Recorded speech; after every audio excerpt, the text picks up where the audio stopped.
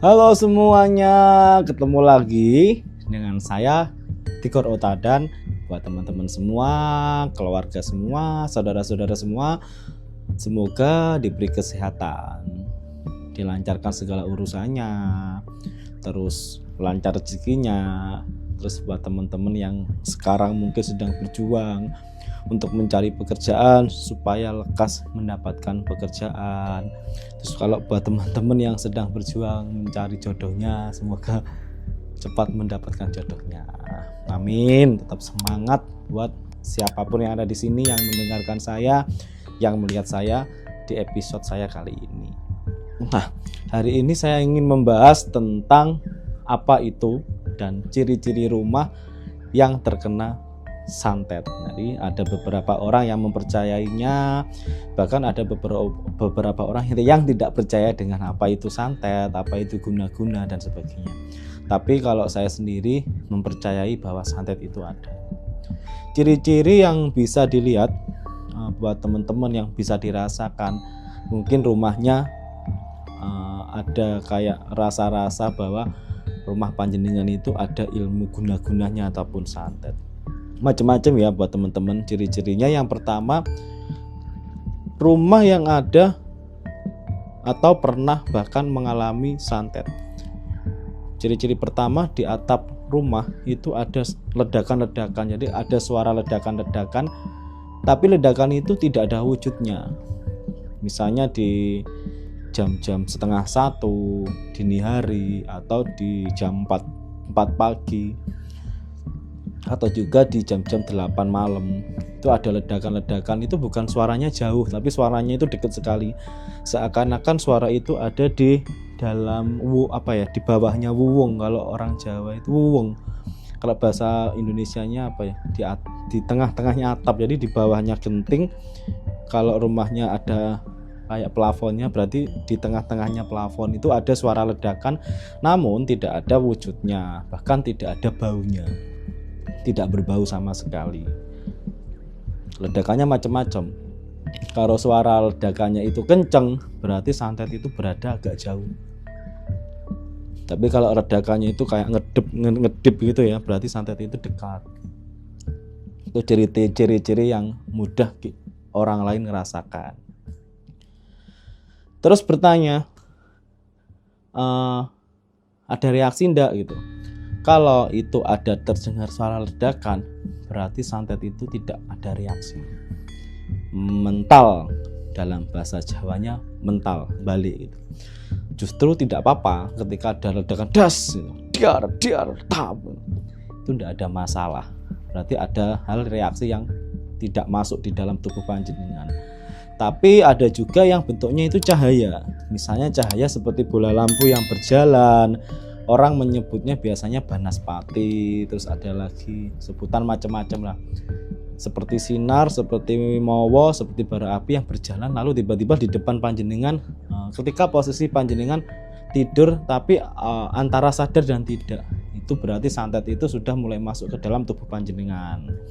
Yang mulai dari energi gaib, mulai hal yang non medis itu bisa jadi menjadi medis.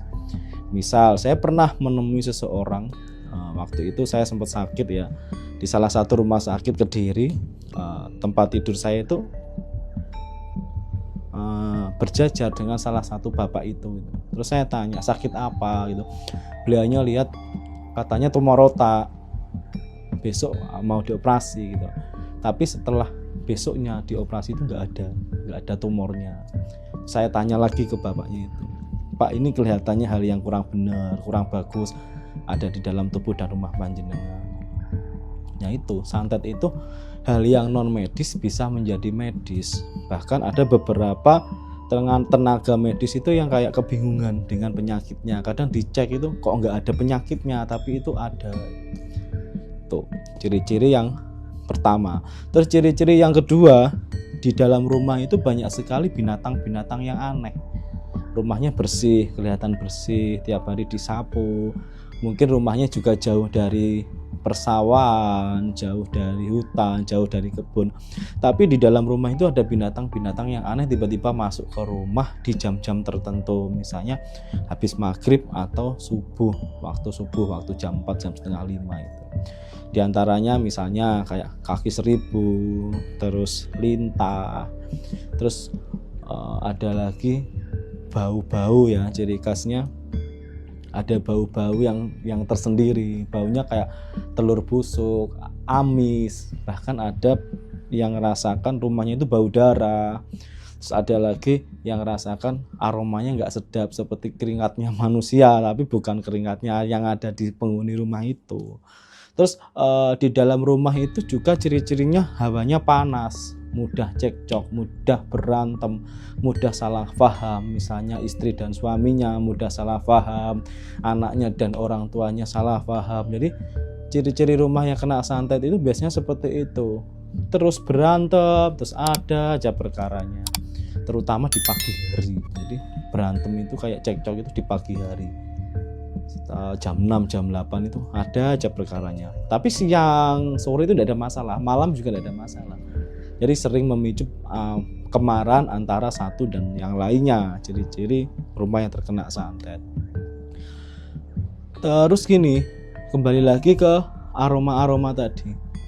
Kadang ada aroma amis, aroma tidak enak tanpa ada sumbernya. Kelihatannya bersih, bahkan disemprot sama pengharum ruangan pun kadang sering mencium aroma-aroma yang tidak sedap. Tuh. Terus ciri-ciri yang bisa terdampak di makanan. Satu, makanan yang panjenengan masak itu mudah basi, terutama nasi. Misal nasi jam 6 pagi masak, kalau zaman sekarang kan ada rice cooker ya. Jam 6 sudah masak, tapi ditaruh rice cooker dan tidak dicabut, tetap dialiri listrik rice cookernya. Tapi kenapa di jam 9 itu sudah 9 pagi sudah basi, sudah berair dan tidak enak? Itu santet itu bisa meresap ke salah satu makanan itu. Terus barang-barang yang berada di rumah itu, barang-barang elektronik itu sering rusak. Biasanya ada ruangan-ruangan tertentu yang bola lampu itu diganti berapa kali pun rusak, terus kendaraan bermotor rusak, terus intinya ada yang sinergi ke magnet elektromagnetnya itu kayak bermasalah terus, energi santet itu. Jadi kalau punya barang-barang mudah rusak, tidak bisa awet. Terus lantai rumah itu juga gampang kosong, kayak semennya itu kayak tiba-tiba ambrol dan sebagainya, seperti itu. Terus ada lagi ciri-ciri yang mungkin nyata gitu ya. Di dalam satu rumah itu mudah sekali sakit-sakitan, sakitnya gantian. Misalnya bapaknya sakit, bapaknya sembuh ganti ibunya, ibunya sembuh ganti anaknya, terus berulang. Kan macam-macam santet kan banyak sekali. Ada yang merusak kesehatannya, ada yang merusak rezekinya. Gimana orang itu dibikin sakit-sakitan terus, dibikin tidak fokus, sehingga mencari rezeki itu kayak males, tidak bisa. Akhirnya ya habis, perlahan dihancurkan habis. Sudah kesehatannya habis, kesehatannya bermasalah, tidak bisa kerja, hartanya habis, utangnya banyak, kesana kemari gali lubang tutup lubang. Jadi tangan-tangan jahat itu banyak sekali dan caranya itu macam-macam. Ada juga yang rumah tangganya dirusak, diorat-arit, dibikin selingkuh lah, dibikin bercerai lah, macam-macam. Terus cara penanganannya gimana? Misal di dalam rumah Anda ada deteksi atau ada ciri-ciri orang terkena santet. Nah, di rumah kan ada wuwung ya, yang bentuknya segitiga itu di atap, segitiga itu ya, yang dari kayu. Kalau orang Jawa biasanya bikinnya dari kayu kelapa, gelugu. Itu panjenengan bungkus sama daunnya pisang kering. Jadi di atas tengah itu dibungkus dengan daunnya pisang kering, terus dikasih cermin dalam kondisi cerminnya berbalik ke atas. Fungsinya buat apa? Kalau ada energi santet yang mau masuk, santetnya itu mental tuh secara tradisional. Terus caranya lagi diserap dengan energi ibadah kalian. Jangan sampai yang namanya orang hidup itu ibadahnya tipis, rajin ibadah sesuai dengan kepercayaan panjenengan tuh, dan direm kalau ada emosi itu juga direm. Secara tradisionalnya lagi apa cara untuk menangkal santet? Coba pelihara hewan-hewan tertentu, misalnya kelinci, kucing, ikan koi, atau kalau orang Jawa itu burung manuk derkuku itu ya, apa ya, yang bunyinya kuku kuku kuku kuku itu loh, kukru itu loh. Apa ya, burung apa ya, mungkin kalau ada yang tahu di bawah ini bisa komen, itu burung apa, perkutut atau apa ya, itu sering taruh di rumahnya, karena binatang-binatang tersebut bisa memfilter energi-energi yang kurang bagus. Cuma kita ada yang lebih utama lagi, rajin ibadah, dekatkan diri kepada Sang Pencipta alam, karena tidak ada kekuatan lain yang lebih besar daripada kekuatan Tuhan Yang Maha Kuasa.